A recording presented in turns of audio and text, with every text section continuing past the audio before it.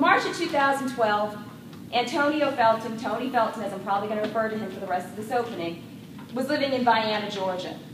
If you don't know Vienna, it's about 50 or 60 miles south of Macon, right off of Interstate 75, small little town.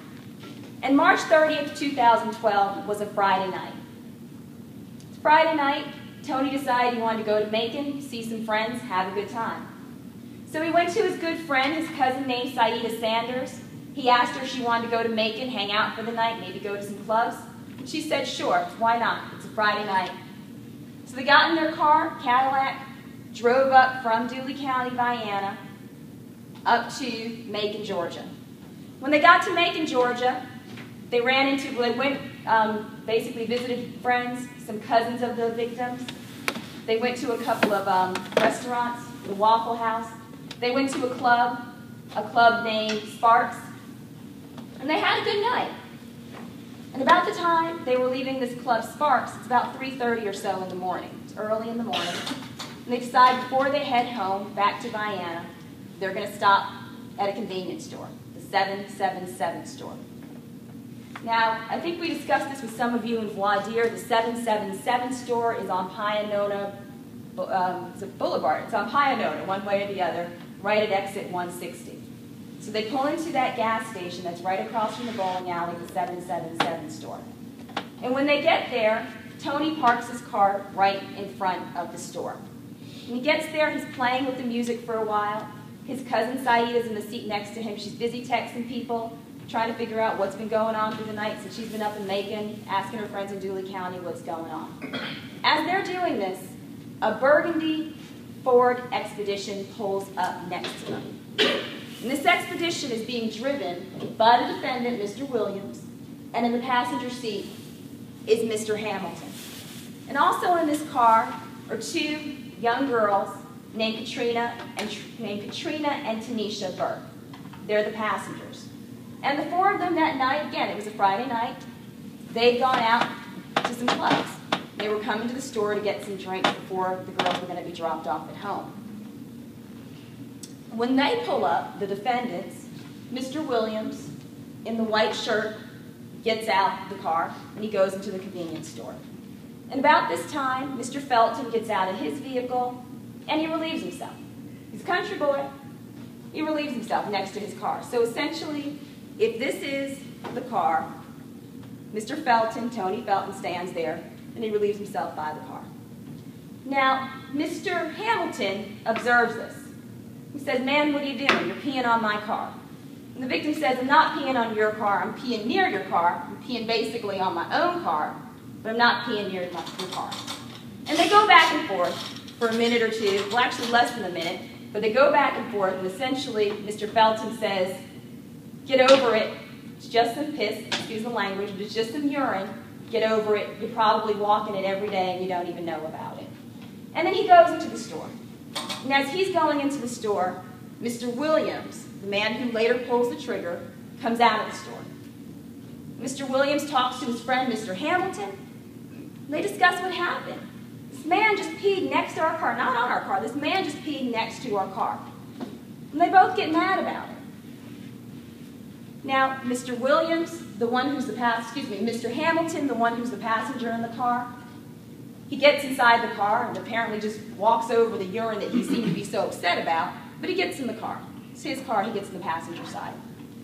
The other gentleman, Mr. Williams, comes to the front of the car. And what does he do? He decides to wait for Mr. Felton. He waits for Tony, because I said before Tony was in the car.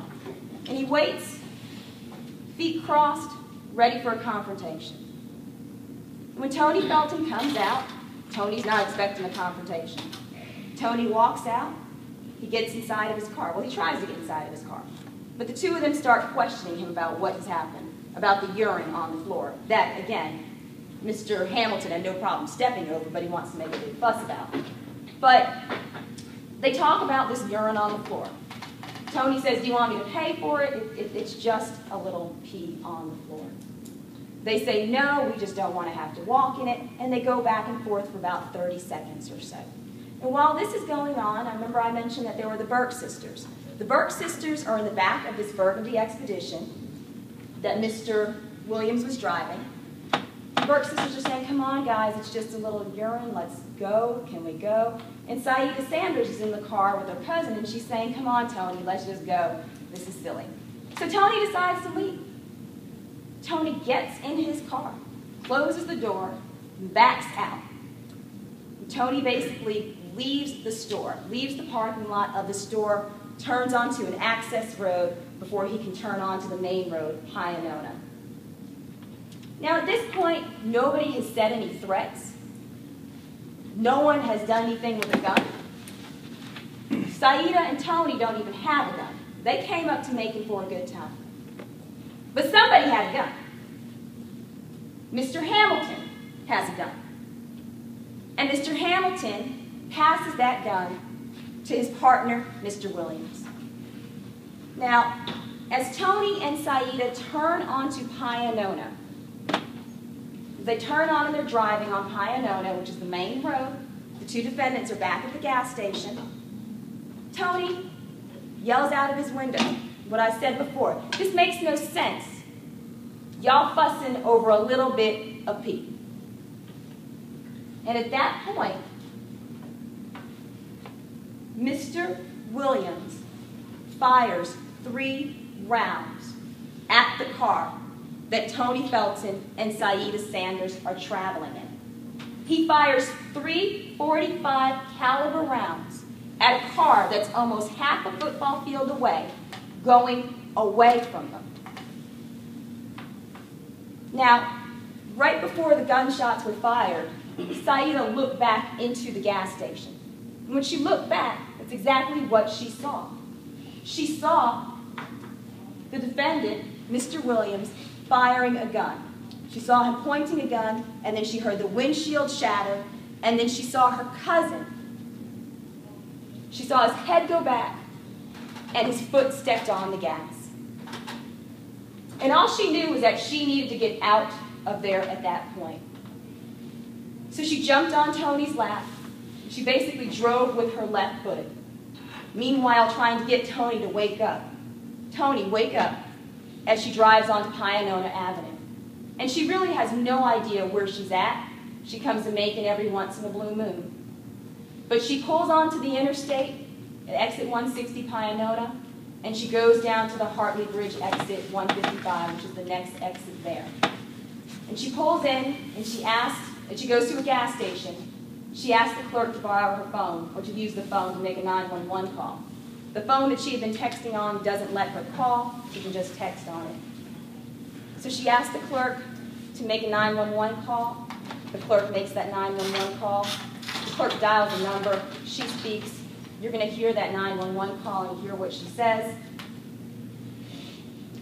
And soon after that, the EMTs come and the police department come. But unfortunately, it is too late for Tony at this point. The second that bullet pierced him in the back of the head, Tony died instantly. So as she was driving down the road for about 5 miles on her cousin's lap, essentially, her cousin had passed. Now, as I said before, the police, the EMTs came, and Saida had really no idea where this had occurred. But she was able to tell them wherever it was, there's some glass in the road. There's some glass in the road where my cousin got shot. And through basically good police work, the police were able to find the gas station that this happened at. And there was the glass in the road. And now, there was also something else. A lot of convenience stores these days, because of crimes that happen either in them or out of them, they have video cameras. And the last moments of Tony Felton's life recorded on a videotape that you will see as well. And that videotape speaks the truth of this case. On that videotape, you will see both of those cars pull in. You will see Mr. Felton get out, urinate, relieve himself. You'll see Mr. Williams start a verbal confrontation with them. You'll see him tell Mr. Hamilton about it. You'll see Mr. Hamilton start a verbal confrontation. You'll see him tell Mr. Williams about it. You'll see them pointing at the spot where Tony relieved himself. Then you'll see Mr. Hamilton pass a gun to Mr. Williams, and then you'll see Mr. Williams fire 3 shots into the... By and large, I think everyone in this courtroom is going to agree what happened. We disagree about what those facts mean, but there's very few things that I think will be an issue in this case. Now, a couple of things you didn't hear about is when they got to Macon, Mr. Felton and his cousin, they dropped by the Waffle House. Mr. Felton went outside that Waffle House. He urinated on the dumpster there. They go to the club. They have a good time at the club. They go to another Waffle House. Miss Sanders goes in and gets, I think it was an egg and bacon biscuit. Mr. Felton again urinates outside of that Waffle House. Now, this is immediately before they're going to the gas station that we're talking about on Pine Mountain. They go from the Waffle House to that gas station. The same thing happens. There then is a series of heated conversations. And as he's leaving, you pull out, there's a side road that goes to Pine Mountain. Turns on the Pine Mountain, turns right, heading towards the interstate. Creeping slowly down that road. And the testimony will be, while he's doing that, he's yelling at these folks. I submit to you that the last thing that he yelled out that window was not, why you worried about some pee. It was, stay right there. That's the last thing he yelled. My client, basically sitting in the passenger side, you'll see Mr. Williams come up and say something to the side of the vehicle. That's where they're trying to say that my client gave him the gun, which is absolutely untrue. And then you'll see Mr. Williams grab the gun. You'll see a picture where he's grabbing the gun from his waist, and he pulls it, and he shoots 3 rounds at the vehicle that was driving away. My client had no knowledge whatsoever that he was going to shoot that gun. My client didn't even know that it was his gun that Mr. Williams had grabbed. For a second, he thought that it was the guy who was armed himself. Later on, once he got back in the car, he found out that it was his gun that was used. So that's the essence of this case. And Ms. Dixon mentioned this too. There was no comment about a shooting. The girls didn't hear any threats. There was no mention that Mr. Williams was going to shoot. He did it independently by himself. The car is driving down the road. 3 shots are fired. My client's standing outside. Mr. Williams just did the shooting. The girls get out of the car, okay? And basically, my client doesn't know anyone who's been shot. He gets back in his car and he goes home, and the next day he finds out that someone had been shot and someone had died as a result of this man shooting the gun. That's why my client is here. And basically, that's what the evidence is going to show. Now, I'm going to ask you to keep an open mind as you hear the testimony in this case. You're going to hear the state side first. Don't make a decision. Wait till you hear all the evidence, and then make a determination based upon the evidence. The only thing I ask you, if you don't remember anything else, the only thing I want you to remember is, where is the proof that shows my client had any knowledge whatsoever that this man was going to shoot the gun at Mr. Felton's vehicle? Thank you very much.